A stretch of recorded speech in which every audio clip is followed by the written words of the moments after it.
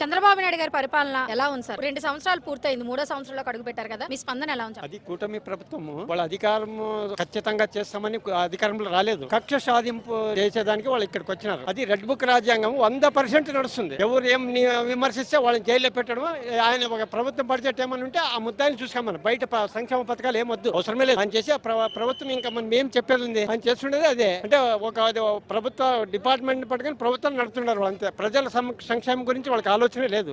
చంద్రబాబు నాయుడు గారి పరిపాలనలో నిరుద్యోగుల పరిస్థితి ఎలా ఉంది సార్? నిరుద్యోగుల పరిస్థితి బ్రహ్మాండంగా కనబడుతుంది కదా, ఇంకా చెప్పే అవసరమే లేదు. నిరుద్యోగులు అడగండి, మేము కాదు, నిరుద్యోగులు అడిగితే వాళ్ళే చెప్తారు ఎంత పర్సెంట్ నిరుద్యోగులు ఉన్నారు, ఎన్ని పర్సెంట్ చంద్రబాబు హయాంలో జాబ్ లోకి పోయినారని వాళ్ళు చెప్తారు. మరి రైతుల పరిస్థితి ఎలా ఉంది సార్? రైతులు ఇంకా రైతుల గురించి యూరియాకే కాళ్ళ పట్టుకున్నాడు ఒక రైతు మన ఆఫీసర్లు. అంతకుముందు మాకు ఎట్లుంటే పోయినసారి ఇది జగన్ ప్రభుత్వంలో యూరియా కానీ ఫర్టిలైజర్ కానీ ఇప్పుడు ఎక్కడుందండి? అసలు యూరియాకే వాడు ఒక ఆఫీసర్ కాళ్ళు పట్టుకున్నాడు ఒక దగ్గర. మరి చంద్రబాబు నాయుడు గారు రైతులు పక్షపాత అని అంటారు కదా సార్? ఎట్లా పక్షపాత అండి? మాకైతే తెలీదమ్మా పక్షపాతని. ఆయన ఏమంటే ఇది డిపార్ట్మెంట్ పట్టుకొని ప్రభుత్వం నడుపుకుంటారు సాఫీగా, అంతే. ఇంకేం చేయలేడు ఆయన సంక్షేమ పథకాల గురించి. సంక్షేమ పథకాలు మీరు చేయలేదు అంటారు. ఎక్సైజ్ ఆదాయం చూసుకుంటాడు. ఊరికి 10 బెల్ట్ షాపులు, ఊర్లో చిన్న పిల్లలు కూడా తాకున్నాడు కూడా తాగుతాడు. అంటే చంద్రబాబు చేసిన పనికి అదే అభివృద్ధి అయింది. ఆయనకి డబ్బులు దండుకుంటాడు. ఇక్కడ జనాలు పోతుండారు పిల్లలంతా. ఎన్ని జరుగుతుండే కదా పిల్లలు ఘోరాలన్నీ. మామూలుగా ఉన్న పిల్లలు కాదు, చదివినప్పుడు చేసిన పనులే ఘోరాలు. మరి జగన్మోహన్ రెడ్డి గారి పరిపాలనలోనే గాంజా బ్యాచ్, బ్లేడ్ బ్యాచ్ అంతా పెరిగిపోయాయని చెప్పి అంటున్నారు కదా సార్? అది మీకు కూడా తెలిసింటారు కదా, ఎంతవరకు గంజాబాత్ పెరిగింది, బ్లేడ్ బ్యాచ్ పెరిగిందని. ఆ డ్యూటీస్గా వాళ్ళ మా ప్రతిపక్షం మీద దుమ్మెత్తి పోస్తున్నారు. కానీ ఇది అట్ట కాదు. పబ్లిక్ని ఎవరినైనా అడగండి, వాళ్ళకి ఎంత తెలిసింటో అంతవరకు మీకు ఆన్సర్ ఇస్తారు. ఎమ్మెల్యేలే వాళ్ళ ఎమ్మెల్యేలే గంజాయి అమ్ముతున్నారు, వాళ్ళ ఎమ్మెల్యేలే డ్రగ్స్ అమ్ముతున్నారు. మొన్ననే పట్టుబడ్డారు కదా మేడం హైదరాబాద్లో. ఇవన్నీ తెలిసే కదా, మీకు అందరికీ తెలుసు. మరి వాళ్ళు అమ్ముతూ ఇప్పుడు దొంగ అని అరిచినట్లుంది ఇది.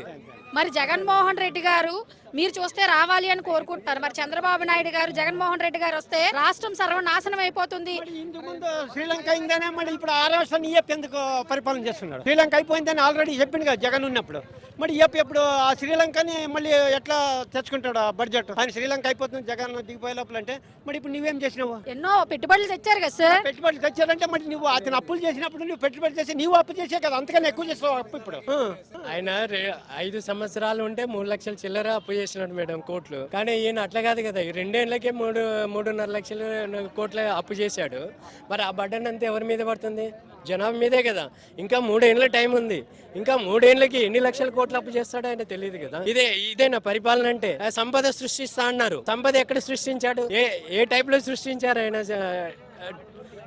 సంపద? ఇంకా ఉండేటివన్నీ ఖర్చు పెడుతున్నాడు. ఇంకోటి జగన్ తెచ్చినటువంటి మెడికల్ కాలేజీలు గాని, పోర్టులు గాని, అన్ని గాని ప్రైవేట్ పరం చేస్తున్నాడు. ఇదేమి రాజ్యం? నాకేం అర్థం కాలేదు. ఇది దోపిడి రాజ్యమే గాని ఇది బాగుపరిచే రాజ్యం అయితే కాదు. ఆయన చేసిన పథకాల్లో వీళ్ళు అన్ని చేసేసామన్నారు. పక్క ఆడపిల్లకి 1500 ఇస్తా అన్నాడు. ఇంతవరకు లేదు. నిరుద్యోగ భృతి ఏది? ఎవరికైనా 3000 ఇస్తా అన్నాడు. నిరుద్యోగ భృతి ఎవరికి ఇచ్చిందే లేదు అసలు. సో ఇవన్నీ ఇది కాదు మేడం. వీళ్ళు ఏమంటే ఇలా అబద్ధాలు చెప్పుకుంటూ అక్రమ కేసులు పెట్టుకుంటూ ఏదో నడిపిస్తున్నారు అంతే గానీ ఉండేది ఎన్ని రోజులు నడుస్తుంది మేడం? నడిచినన్ని రోజులు నడుస్తుంది. దాని చేత కానప్పుడు అదే పడిపోతుంది. ఎవ్వరు ఏం పడేయాల్సిన అవసరం లేదు. జనాలే పడగొడతారు. అది మాత్రం గ్యారెంటీ.